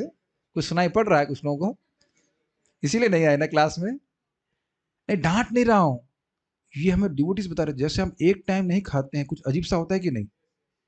आप एक टाइम कथा नहीं सुनेंगे तो मैं कल की घटना के नहीं आप लोगों को डांट नहीं रहा हूं। प्लीज इस तरह से सोचिए, जैसे हम लोग एक बार एक टाइम नहीं खाते हैं खाली, तो कमजोरी महसूस करते हैं कि नहीं? और अद्भुत बात यह है, हम सोचते हैं कि हम एक दिन नहीं सुनेंगे तो कुछ होगा नहीं। जितनी बार सुन रहे हैं कुछ हो रहा है। मैं कुछ बातें बोल रहा हूं, प्लीज कैच कीजिए। Every time you are hearing about Krishna, something is happening. मैं डांट नहीं रहा हूँ, आप लोग अच्छे डिवोटीज हैं, खाली वो एग्जाम्पल दे रहा हूँ कि एक बार भूख लग रही थी, खाने नहीं खाने को मिल रहा है। अरे मेरी स्थिति, मुझे तो एकदशी में बड़ी दिक्कत होती है। सुबह 4 बजे से भूख लगना शुरू हो जाती है कि आज क्या होगा क्या होगा, है ना? एक टाइम नहीं खाने से दिक्कत होती कि नहीं? उसी प्रकार से हमारी श्रद्धा को पुष्ट करती है, भोजन प्रदान करती है, बल देती है श्रद्धा को भगवान की कथा है। मैं ऐसा नहीं, मैं आपको बोल रहा हूँ, I am also, all of us are forgetful about the glories of the holy name. रोज रोज याद करना पड़ता है, इसीलिए तो हम लोग बोलते हैं वो जयति जयति। और आप देखेंगे रोज उसके वो रोज महिमा भूल जाते हैं, रोज भूल जाते हैं कि कैसे भी नाम उच्चारण करेंगे मुक्त हो जाए। मैं खाली बोल रहा हूं कि ऐसी श्रद्धा से, जब मैं सारी बातें क्यों बोली, श्रद्धा है तो हरे कृष्ण मंत्र तो है, भागवत तो है, भगवान का धाम है, सब कुछ है। श्रद्धा होगी तो उसका सेवन करेंगे और पार हो जाएंगे, और श्रद्धा नहीं होगी तो इनके होने के बाद भी व्यक्ति नहीं करेगा। जैसे देख लीजिए, दीपदान करने से करोड़ों कल्पों के पाप नष्ट होते हैं। श्रद्धा होगी तो क्या करेंगे आप? दीपदान करेंगे। और ऐसे भी लोग हैं जो सुनेंगे और नहीं करेंगे। कुछ लोगों को तो सुनने को ही नहीं मिलेगा। मेरी बातें आपको सबको समझ में आ रही? क्या दीपदान का महत्व है कि नहीं कार्तिक में? है। और जिसको श्रद्धा होगी वो करके फायदा उठा लेगा, जिसको श्रद्धा नहीं होगी तो वो नहीं करेगा। तो कुछ समझ में आ रहा है श्रद्धा कितनी महत्वपूर्ण है जी। इस तात्पर्य को पढ़ते हैं। दृढ़ निश्चय तथा विश्वास श्रद्धा कहलाते हैं। जब कोई मनुष्य भगवान की भक्तिमय सेवा में तत्पर होता है तो यह समझा जाता है कि उसने भौतिक जगत की अपनी सारी जिम्मेदारियां पूरी कर ली। स्पष्ट समझ में आ रहा है, भगवान की सेवा कर रहा है, उसे सारे अब और कोई कर्म करने की जरूरत नहीं है। उसने अपने पितरों, सामान्य जीवों तथा देवताओं को तुष्ट कर लिया है और वह सारी जिम्मेदारियों से मुक्त है। छोटा सा बात, जो व्यक्ति कार्तिक में दीपदान करता है उसके लिए पूर्वज क्या सोचते हैं, याद है को? पूर्वज प्रार्थना करते रहे कोई तो पैदा हो जाए हमारे वंश में जो दीपदान करे कार्तिक में भगवान को, ताकि भगवान की कृपा से हमारा उद्धार हो जाएगा। तो जो श्रद्धा होगी तो क्या करेगा, वो दीपदान अपने लिए तो करेगा, उसको स्मरण है कि इसके द्वारा मेरे पूर्वजों का भी उद्धार हो रहा है, तो करेगा उसको, एक की जगह दो करेगा। देखिए बात इसलिए है क्योंकि भक्ति का महिमा इतनी अधिक है, लोग समझ नहीं पाते। एक ही नाम से अनंत जन्म के पाप कैसे नष्ट हो सकते हैं भाई? भक्तों को भी संशय बना रहता है इसके ऊपर। है ही इतनी अद्भुत महिमा, इज इट नॉट? भगवान को एक बार प्रणाम किया है, दोबारा जन्म नहीं लेगा। एक बार प्रसाद खाया है तो 1 महीने की फास्टिंग का लाभ। एक बार प्रसाद खाया, एक एक प्रसाद खाने से कितने कितने करोड़ यज्ञ का लाभ मिलता है। तो वो भी गलत नहीं है, प्रसाद खाना भी अच्छी बात है, कोई दिक्कत नहीं। इस mind blowing, is it not? वे अपने आप पूरी हो जाती हैं ऐसे। हाँ ठीक है, सकाम कर्म तो बद्धजीव की इंद्रियों को तुष्ट करने के निमित्त किया जाता है, इसको आप समझते हो। भोग प्राप्ति के लिए जो कार्य किए जाते हैं उसको सकाम कर्म कहते हैं। अज्यूम कर रहा हूं कि जानते हैं ये बात। ऐसे आप लोग देख रहे हो जैसे लग रहा है कि मैं कुछ नई बात बोल रहा हूँ। ऐसा रिएक्शन मत दिया करिए कि आपको लग रहा है कभी सुना ही नहीं सकाम कर्म। तो ऐसे देख रहे हैं, मैं डर जाता हूँ, लग रहा है कभी पढ़ा है। सकाम कर्म नहीं समझ में आ रहा है, सकाम कामना से युक्त होकर किए जाने वाले कर्म। किंतु कृष्ण भावनामृत जागृत हो जाने पर उसे पुण्य कर्म के लिए अलग से कार्य नहीं करना होता। समस्त कर्म की सर्वश्रेष्ठ उपलब्धि है भौतिक जीवन से विरक्ति, और जो भक्त भगवान की सेवा में दृढ़ता पूर्वक लगा है वह इस विरक्ति को सहज रूप से प्राप्त करता है। इसको समझने का प्रयास कीजिए। जैसे हम खाना खाते हैं, अब अलग से अन्न से विरक्ति होने के लिए कोई प्रयास नहीं करना पड़ता। खा रहे हैं और दूसरा व्यक्ति बताता है कि आपने देखो खा लिया, अब आपकी भूख शांत हो गई है, आप रुक जाइए। ठीक उसी तरह जो है व्यक्ति व्यक्ति भक्ति कर रहा है तो अपने आप ही वो देखता है कि मेरे जगत से विरक्ति हो रही है। और कभी कभी नए भक्त तो घबरा भी जाते हैं, प्रभु जी हम तो अब लोगों से बात करने का मन ही नहीं करता है। अरे तो अच्छा है, जैसे कोई कहे कि टेम्परेचर कम, प्रभु जी आप दवा दी, वो 104 बुखार था, 103 हो गया है, 102 हो गया, तो अच्छी बात है ना। नहीं हो रहा है तो सोचना चाहिए कि लग रहा है हम भक्ति ठीक से नहीं कर रहे हैं, होना ही चाहिए। ठीक है, ये समझ में आ गया। भक्ति करने से भक्ति का टेस्ट प्राप्त होता है तो व्यक्ति स्वाभाविक रूप से भौतिक वस्तुओं में जो डिस्टेस्ट था या उसकी कटुता का अनुभव करने लगता है। मैं छोड़ूंगा नहीं जब तक बात समझ में नहीं आएगी। इंद्रिय तृप्ति कटु है, बोरिंग है, दुख देने वाली है, लेकिन इल्यूजन के कारण, अविद्या के कारण हमको लगता है बड़ी अच्छी चीज है। तो अब जैसे जैसे भक्ति करेंगे हृदय से अज्ञान नष्ट होगा, एकदम समझ में आने लगता है इसमें कुछ कुछ भी नहीं रखा है। यद्यपि आपको भक्ति का पूर्ण सुख अनुभव नहीं है, लेकिन इधर का ज्ञान नष्ट होना शुरू हो गया है। These are all realize thing which every devotee will realize, is it not? आप ये नहीं कह सकते कि हम रोमांच कम प्राशु हो रहा है भक्ति करने में, लेकिन इतना समझ में आ गया कि भोग करने से उनको सुख नहीं मिल रहा है। This is a very direct proof of shastra which is happening in our life. तो आगे की हम चर्चा को आगे सुनेंगे। हाँ मुझे यही तो इसके लिए वेट कर रहा था। देखो तुरंत लैपटॉप बंद। वैसे भी कौन सा लैपटॉप में फाइल खोले हुए थे, फाइल खोले थे, अच्छा ठीक है ठीक है। तो आपने, बस मैं सारांश में ये कहना चाहता हूँ कि देखिए भक्ति में, ये भक्ति के प्रोसेस में श्रद्धा का मतलब क्या है? भक्ति ही सर्वश्रेष्ठ साधन है। मैं ये कर रहा हूँ, मुझे और कोई साधन करने की जरूरत नहीं है। लेकिन ये नहीं सुनाई पड़ना चाहिए कि आपको कोई और, मान लो नौकरी कर रहे हैं तो नौकरी नहीं करना पड़ेगा। गृहस्थ आश्रम में कोई है तो व्यक्ति नौकरी करना पड़ेगा, लेकिन नौकरी करके थोड़ा कोई सिद्धि प्राप्त होती है। कहने का आशय कि और पूजा और कुछ में करने की जरूरत नहीं है, भक्ति करके ही मुझे सिद्धि प्राप्त हो जाएगी। This is something very nice. इससे पहले मैं आगे जाऊं, बस आगे ज्यादा नहीं जाऊंगा, एक बहुत सिंपल सी बात थी, बहुत सिंपल सी बात, और उसको अप्लाई करने का प्रयास की। जब तक आप लोग वृंदावन में हैं, भगवान करे हमेशा के लिए रहें, लेकिन जब तक भी ना और घर में भी जाएं तो, आई एम डूइंग भक्ति टू इंक्रीज माई भक्ति। Does it make sense? बस इतना कहना चाहता हूँ। बहुत सिंपल पॉइंट है, बहुत ही सिंपल पॉइंट है। मैं भक्ति कर रहा हूँ या कर रही हूँ अपनी भक्ति को बढ़ाने के लिए। दीपदान क्यों कर रहे हैं? भक्ति बढ़ाने के लिए। भक्ति बढ़ेगी, वो सब कुछ पीछे सब कुछ आ जाएगा, जो भी योग्यता चाहिए। बात बहुत सिंपल है, बट आप जाप कर रहे हैं किस लिए? प्रेम भावना से बढ़ जाए, भक्ति बढ़ जाए, भक्ति बढ़ जाए। It's a very simple point, but इसको आप पूरा टाइम मनन कर सकते हैं। आप कहीं पे भी कोई भी भक्ति का कार्य कर रहे हैं, मेरी भक्ति बढ़ जाए, वैष्णवों की सेवा करें, हमारा भगवान से प्रेम बढ़ जाए, हमारा भक्ति बढ़ जाए। भागवत पढ़ रहे हैं, क्योंकि इसके इसके अलावा बहुत सारी चीजें हो सकती हैं जिसके लिए हम भक्ति करें। और मैं परम पूज्य राधा रमन महाराज जी का शब्द कहूंगा, भक्त लोगों के जीवन में दुख आता है उसको वो सह लेते हैं, अपनी भक्ति उसका प्रतिकार करने में खर्च नहीं करते। वाह, क्या स्टेटमेंट है, माइंड ब्लोइंग स्टेटमेंट। भक्तों के जीवन में जो कष्ट आता है उसको कर सह लेते हैं, जो भी उसके लिए करना होता है कर लेते हैं, लेकिन भक्ति करके उसका प्रतिकार करने का प्रयास नहीं करते। ये ऐसे नहीं, अपनी भक्ति को उसका प्रतिकार करने में खर्च नहीं करते। कुछ वंडरफुल स्टेटमेंट अगर आप विचार करें, बहुत बहुत ही एग्जॉल्टेड है। भक्ति कर रहे हैं भक्ति को बढ़ाने के लिए। बहुत स्वीट है। Does it make sense to you? It's very sweet. We only want to advance in our love for Krishna consciousness. बाकी चीजों को प्राप्त करके नहीं प्राप्त करके क्या होगा? Obviously this statement is not for new commerce. जो नए व्यक्ति वो किसी भी तरह से भक्ति करे, ठीक है। तो उम्मीद है कि चैतन्य चरितामृत आप लोग कुछ अच्छा लग रहा होगा। हम यहाँ रुकेंगे। श्री चैतन्य चरितामृत की जय, श्रील प्रभुपाद की जय, निताई गौर प्रेमानंदे। लेकिन एक मिनट रुकिएगा बस।